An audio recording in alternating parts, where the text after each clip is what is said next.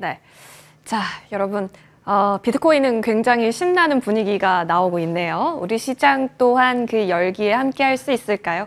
이분과 함께 내일장 빅피처 그려보겠습니다. 주식명가 MTNW 김진만 어드바이저 함께 하시죠. 어서 오십시오. 네, 안녕하세요. 예.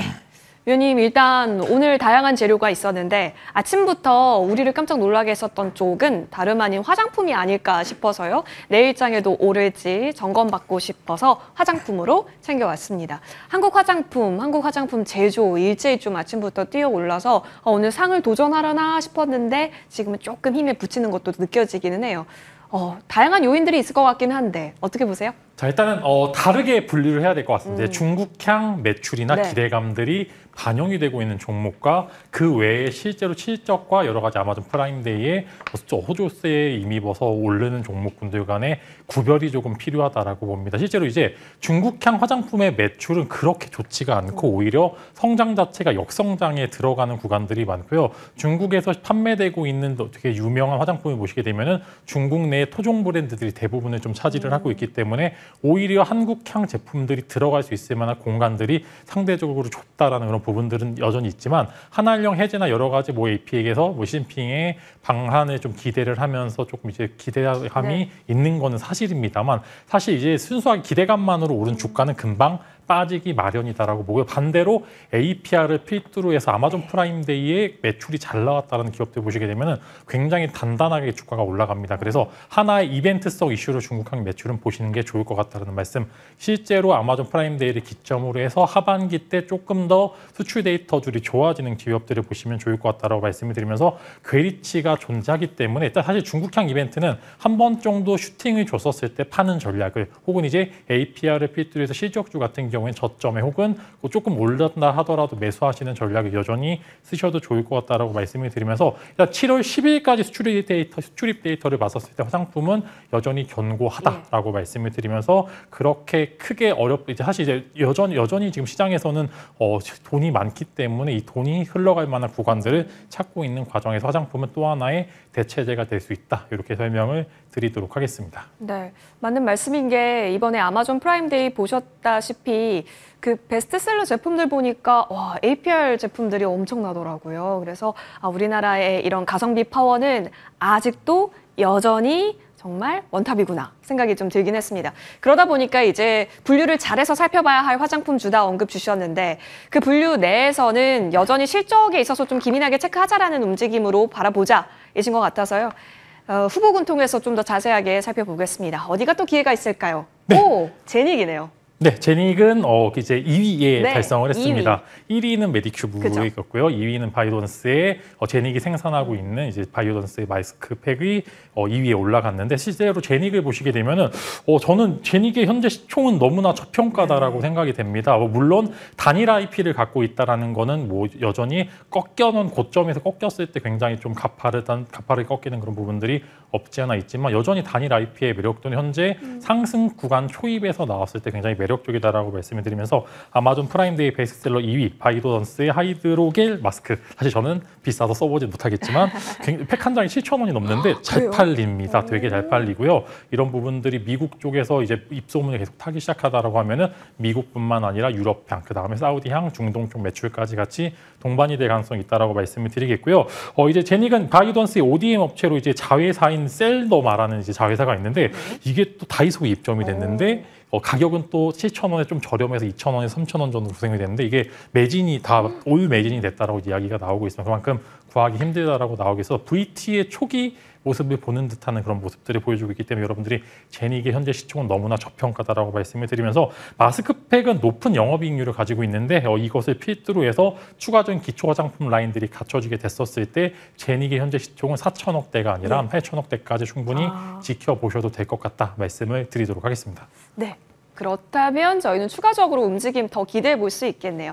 자, 여기 오늘 시장 분위기 여쭙고 싶습니다. 오늘은 어떤 시장 같으세요? 네, 사실 오늘 알쏭달쏭한 것 네, 같습니다. 사실 알쏭달쏭해요. 화장품은 시초에 받았던 수급들이 여전히 좀 유지되고 있는 상황에서 주도주가 살짝 부재하고 있는 가운데 여태까지 스테이블 코인 관련주들의 하락이 꽤나 깊게 나타나고 있습니다. 아무래도 서클 인터넷의 하락과 맞물려서 오늘 이제 비트코인은 오르고 있는데 상대적으로 이제 알트코인들이 그렇게 크게 올라가지 않았던 부분들을 봤었을 때 스테이블 쪽에서 아무래도 장기 차익 실현 매물이 나오다 보니까 시장의 돈의 흐름이 조금 소형주로 갔다 이렇게 말씀을 드리면서 조금 어렵지만 그럼에도 여전히 시장은 우상향할 수 있는 부분들이 많다. 이렇게 말씀을 드리도록 하겠습니다. 좋습니다. 자, 이제 오늘장 마무리 구간입니다. 여러분 오늘 시장도 고생 많이 하셨고요. 동시호가 구간에서 코스피는 3,200선 위 잘 지키면서 3,201선 마무리, 코스닥은 799선에서 거래 마칠 준비하고 있습니다. 오늘 코스피 시장에서는 하락한 종목보다 상승한 종목이 더 많고요. 코스닥 쪽에서는 하락하는 종목의 수가 더 많다라는 점 같이 전달드릴게요. 사실상 오늘 시장에서 외국인이 좀 들어오는 그 흐름들이 좀 유의미한 것인지 더 체크는 해봐야겠죠. 외국인 매수 우위 확인됩니다. 오늘 장도 고생 많이 하셨습니다.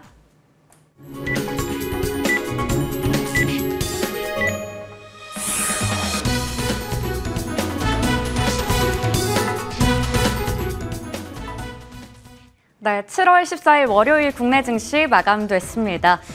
오늘 양지수는 좀 갈린 채로 마감된 것으로 조금 전 동시호가 구간에서 집계가 됐는데요.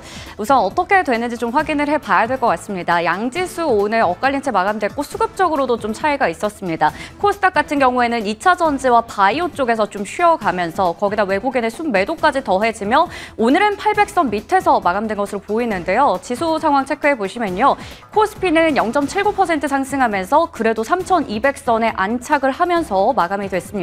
코스닥은 지난주 금요일에 800선에 딱 걸쳐지면서 마감됐었는데 오늘은 바로 밑에서 799선에서 마감지었지만 장중에 저점 대비해서는 낙폭을 꽤나 많이 줄인 채로 마감지었습니다. 자, 이번에 수급 체크해 볼 텐데요. 오늘 외국인들이 현선물 시장에서 순매수로 전환을 했습니다. 코스피 쪽에서는 1,769억 원 정도 사들였고요. 기관도 매수 우위를 보여주는 가운데 개인들은 팔자세를 보여줬습니다.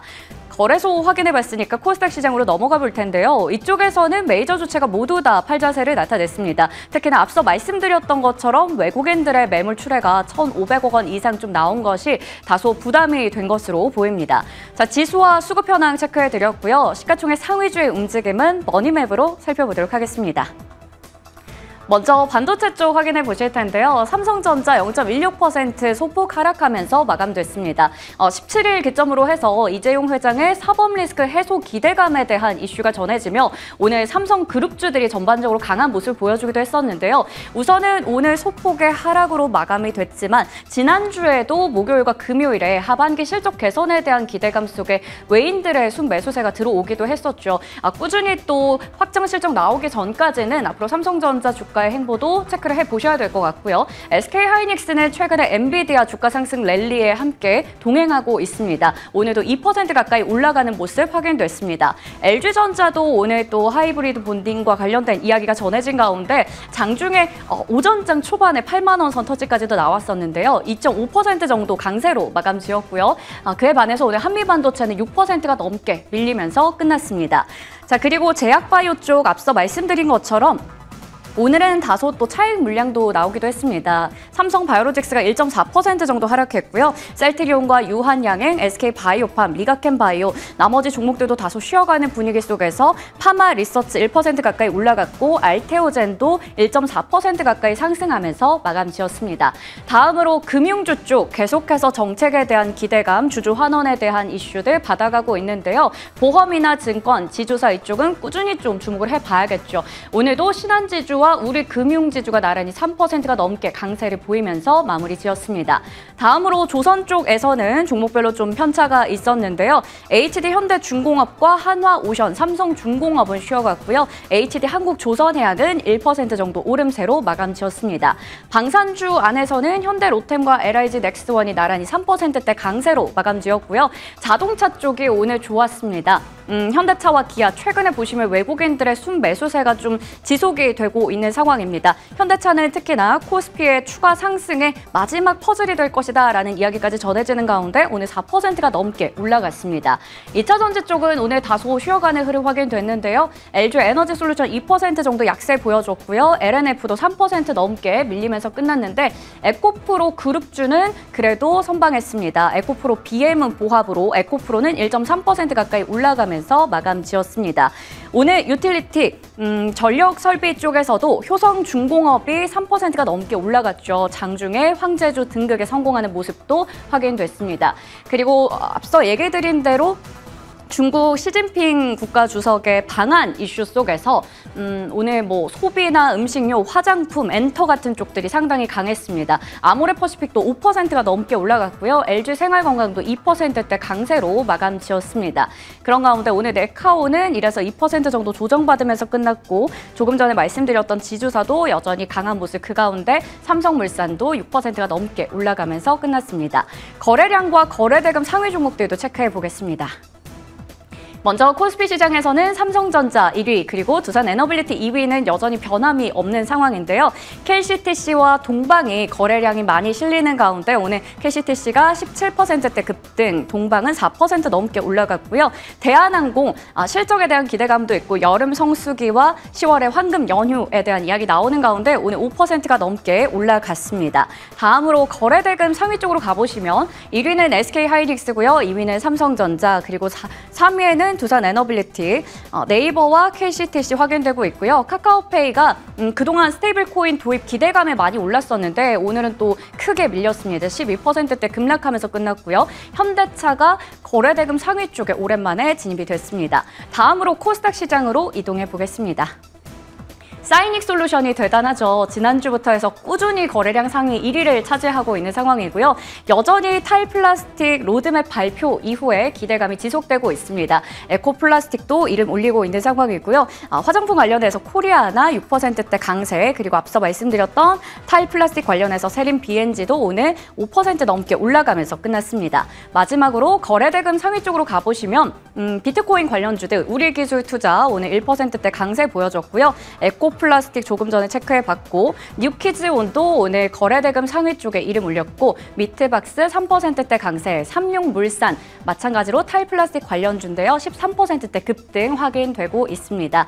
이렇게 해서 7월 14일 월요일장 마감 현황 체크해드렸습니다. 네, 알쏭달쏭한 시장이었는데 그래도 신고가 종목들이 꽤 많습니다. 이 가운데 효성중공업은 또 황제주에 등극을 하기도 하고 세림 BNG 그리고 일부 증권주, HMM 등등 일제히 또 신고가 흐름이 나왔습니다. 자, 가는 종목에 있어서 계속 키를 맞춰야 하는 걸까요? 그렇다면 우린 내일 어디를 봐야 할까? 더 궁금해지는 시장인데요. 내일장 공략 섹터 통해서 확인해 보겠습니다. 김지만 어드바이저가 꼽은 공략 섹터는 결국에는 가는 곳은 증권이군요. 네, 사실 살만한 섹터가 몇 개 없습니다. 굉장히 지엽적이고 이제 반도체도 보시게 되면 은근히 그 안에서 어려운 이제 매매 난이도를 보여주고 있고요. 그 안에 조금 그래도 살만한 섹터, 그래도 단기간으로든 혹은 장기간으로든 그래도 지금보다는 밸류를 더 쳐줄 수 있는 곳이 증권주다라고 말씀을 드리겠는데요. 일단은 이 시장에서는 실적주로의 수급 이동이 필요합니다. 이번 주부터 해서 미국 빅테크들도 이제 어닝 시즌을 발표를 할 예정이고요. 이번 주에 특히 이제 블랙로그 필두로 해서 자산운용사들이 굉장히 많이 발표를 할 예정인데 아무래도 여러 가지 이제 자산의 증가된 부분들에 대해서 조금 고평가를 할 만한 부분들이 있다라고 말씀을 드리면서 2026년도 멀티플보다는 2분기, 3분기 때 실적은 시장을 그쪽으로 좀 시선을 돌릴 거다라고 말씀을 드리려고 하고요.